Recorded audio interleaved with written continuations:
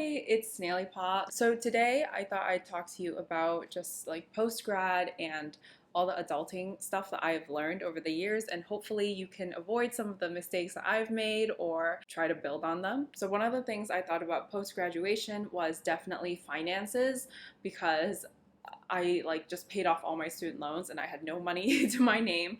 And I was also so blessed to be renting, but also the whale was helping out with rent. So if anything, I think you should definitely learn about investing and then also focus on spending less than whatever you earn. If you're still looking for a job, understand that your first job after college isn't going to be your last job. It's not going to be your forever job. Like, your first job is just going to be your first job. It just pays the bills. Saving money will also help with creating a safety net for you if anything goes wrong. So this month I may have overloaded my washing machine, so it's making some clunking noises. And also, we didn't have the best seller when we were buying this condo, so she literally gave us none of the warranties or anything about like the appliances.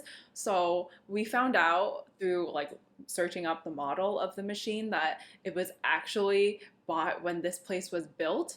So it's a pretty old machine. I'm just grateful that I have enough savings to cover it all in one go. So we are getting a new washer and dryer hopefully by the end of the month. And after you have some idea of your finances, I think you should also focus on taking care of yourself. I know taking care of yourself should come first, but let's be real, you still also have to make sure you're alive, living, eating, taking care of yourself. So this could mean hygiene. It could mean just making your appointments, so going to the doctors, going to the dentist, your therapist. Make sure that you're caught up on all your vaccinations, understanding how to do some things once you're out in the real world. I hate saying real world, but when I went to college, there were some people who had their parents come in every weekend. They cleaned the dorm rooms for them, and then they also did their laundry for them, and they just did everything. And I feel like people who have those types of parents who enable them to just become reliant on their parents, they might be missing some of that independence once they come out into the real world or once they graduate. So I think it's also important to understand how to take care of yourself, especially if your parents are gone one day. They might not be able to be there to give you advice. Basic hygiene helps when you're in the dating scene and you want to attract someone. It's not very attractive if you have sebum built up. I don't know. If you're living with your parents, there's still things that you can do for yourself just so you are prepared once you live on your own one day or you move out. And after you take care of yourself, I think it's important to look outwards to understand what's happening in the world. I'm subscribed to some BBC email that comes in every day. I think it's their newsletter. Then I'm aware of what's happening in the world. I'm just watching a couple shows, watching the news. I know it's anxiety inducing right now, but it's important to understand what's going on in the world so that way you can make better choices. And remember to just vote and make sure that your voice is heard. I remember getting my ballot and I was just so overwhelmed by all the choices there were. So I think it's just great to do your research beforehand so that way you don't have that feeling. Yeah, so now I know why the voting lines are so long. And then after that, I think you should also make a plan for yourself. Just plan for the future. What goals do you want to hit? How much money do you want to make? Where do you want to live? These are really important questions to ask yourself. And also, what are you prioritizing right now? Do you care about finding a relationship at the moment? Or do you care about building your career and your resume and just maximizing as much money as you can? I also had savings goals for myself, how much I want to be able to spend. And after that, I had some really long-term goals, when do I want to start retiring or start thinking about retiring? And then I worked backwards from there. So I'm okay, if I want to retire at 40, how much money should I have saved? And I was okay, maybe 2.5 mil.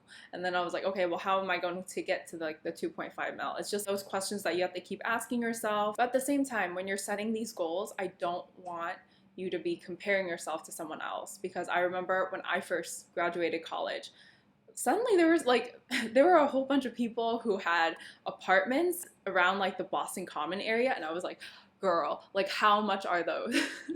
How can you afford those? Because every entry-level job was paying maybe 60 to 70K max. That unless you were in engineering, and I know those people weren't, I think yeah, like I remember going to a party and all the comp sci majors, they were making at least 100,000 right out of college. It's just not healthy to compare yourself to them. And also, the people who were living in the Boston Common area, those are the people who had parents paying for their rent, so they were able to live a luxurious life. Their life is basically set, and unfortunately, I wasn't born into those circumstances. So I think it's just important to focus on what you can change about yourself and how your future is going to look. Because like these days, I look back and I think, wow, like I have hot water in my own home right now. I'm running hot water. I don't have to worry about not having heat in my home.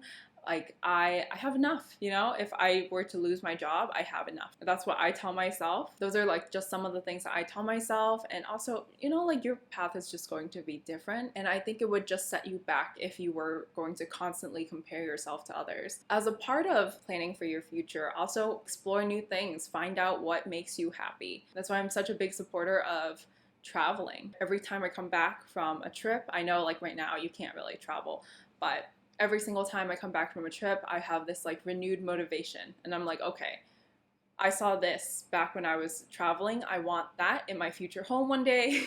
How much do I need to make? You know? And then I'm like, okay, I also want to like try new foods in this area. And for me, I was like, okay, so this is what a fulfilled life is going to mean for me. But also know that they are just goals. I really don't think it's healthy to have age goals. Even though I said I want to retire by age 40, really retirement is all about how much money do you have? Is it sustainable for you after you quit your job? For me, it's more like, at what point am I going to hit the 2.5 mil? And you can always revise your goals. The whale and I were always talking about retirement because we were just not sure, you know?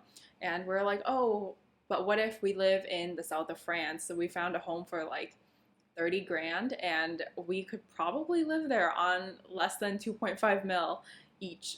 So at that point, you know, you can always revise your goals. Like, don't ever stick to like one certain age goal. Be flexible with yourself. Life is always going to throw a wrench in your plans. So I always have backup plans and backups of backups. But I think that's why it's like really exciting once you're an adult, because hopefully you have, you know, enough independence and freedom to be able to go pursue the things that you actually want to do. I hope this video has helped you or has motivated you in some way, and I will see you back here next week. Bye!